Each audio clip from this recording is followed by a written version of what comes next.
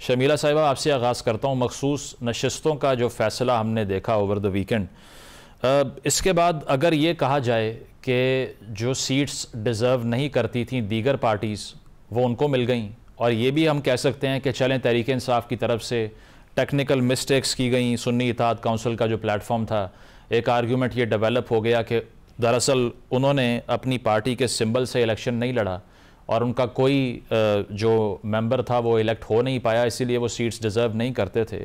But क्या on the contrary जिन parties को ये सीट्स मिल गई वो ये सीट्स डिज़र्व करती थी अकॉर्डिंग टू यू?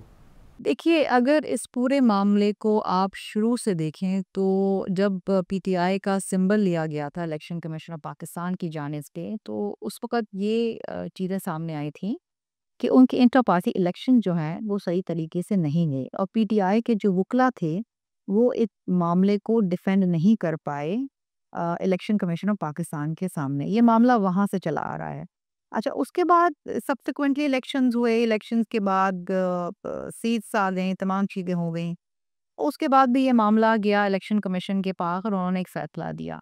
आपको याद होगा कि अगस्त 2024 में कौमी असेंबली ने एक इलेक्शन अमेंडमेंट एक्ट के अंदर 2017 में एक अमेंडमेंट लेकर आई जिसमें कहा गया कि अगर आप इंडिपेंडेंट लगते हैं और फिर बाद में जाके कोई जमात को जॉइन करते हैं, तो फिर आप रिजर्व सीट्स नहीं क्लेम कर सकते।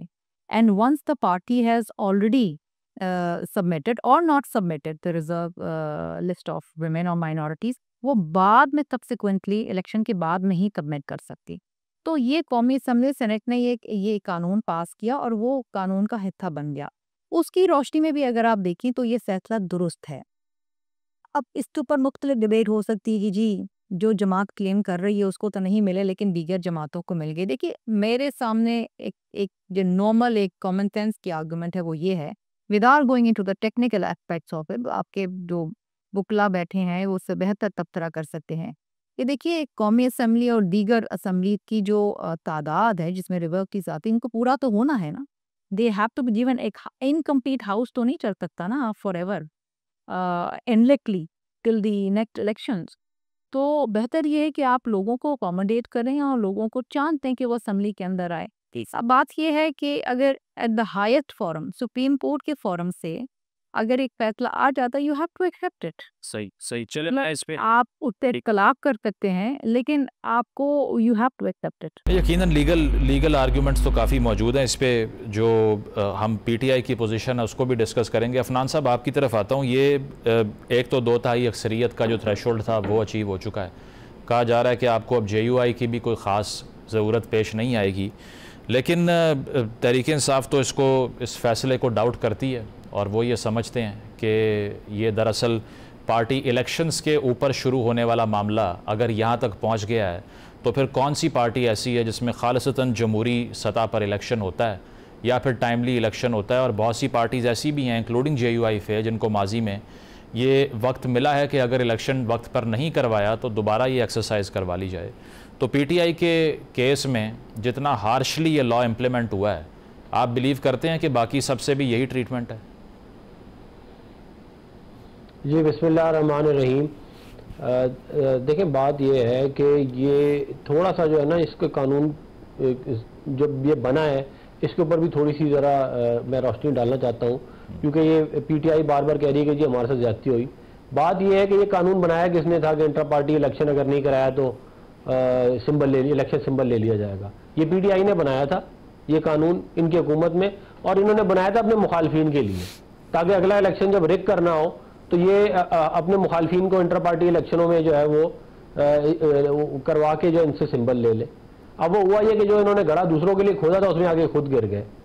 ये इनकी गैर जमहूरी हरकतों का मुल्क को भी नुकसान हुआ और इनको भी नुकसान हुआ।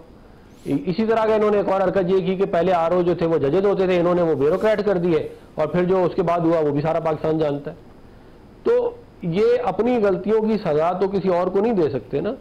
फिर अगर पेशावर हाई कोर्ट का आप फैसला ले ले, पेशावर हाई कोर्ट के 5-0 का फैसला है कि ये सीट्स इनको नहीं मिल रही, और जो कि लॉजिकली भी यही बनता है कि इनको जब ये मतलब कि एक पार्टी ने इलेक्शन लड़ा ही नहीं, उसने एज इंडिपेंडेंट कॉन्टेस्ट किया इलेक्शन, तो उसको कैसे सीट एलोकेट हो सकती है? सीट एलोकेशन की तो बुनियादी उसका जो कॉन्सेप्ट है वो है ही है कि आपको टोटल वोट जो पड़ेगा नेशनल लेवल के ऊपर पूरे मुल्क में, उसकी परसेंटेज जो है जो जितनी होगी उसके हिसाब से आपको रिजर्व सीट जो है वो औरतों की और माइनॉरिटीज की अलॉट हो जाएंगी। जब आपने इलेक्शन ही नहीं लड़ा, आपका सिंबल नहीं था, आप इलेक्शन में नहीं थे, तो फिर कैसे आपको सीटें मिल सकती हैं? ये कॉन्स्टिट्यूशनल बेंच के अंदर बहुत बड़े बड़े जजेज हैं जिन्होंने इसके ऊपर फैसला दिया। पेशावर हाई कोर्ट में भी 5-0 से फैसला आ चुका था।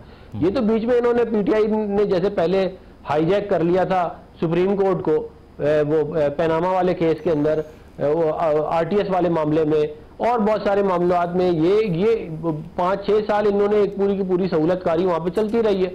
अब वो सहूलतकारी खत्म हो चुकी है और इस बात की इनको तकलीफ है। पहले ये तो जो मर्जी करते थे और उसके बाद सुप्रीम कोर्ट से जाकर रिलीफ ले लेते थे। हम सबने देखा किसने गुड टू सी यू इनको कहा, किसने जो है वो इनको कहा कि आप फिक्र ना करें, हम आपका केस खुद लड़ रहे हैं। कौन से जज ने वाली अल्फाज जो है इनके लिए कहे? तो ये तमाम इन्होंने पूरे निज़ाम को तबाह बर्बाद करके ये खुद ताकत में आए, इस मुल्क के अदालती निज़ाम को तबाह बर्बाद किया, इस मुल्क के इलेक्शन के कानून की धज्जियां उड़ाई और उसके बाद अपने इक़्तिदार को तोल देने के लिए और उल्टे सीधे काम किया और वो इवेंचुअली गले पड़ गए। ये हुआ है सारा मामला।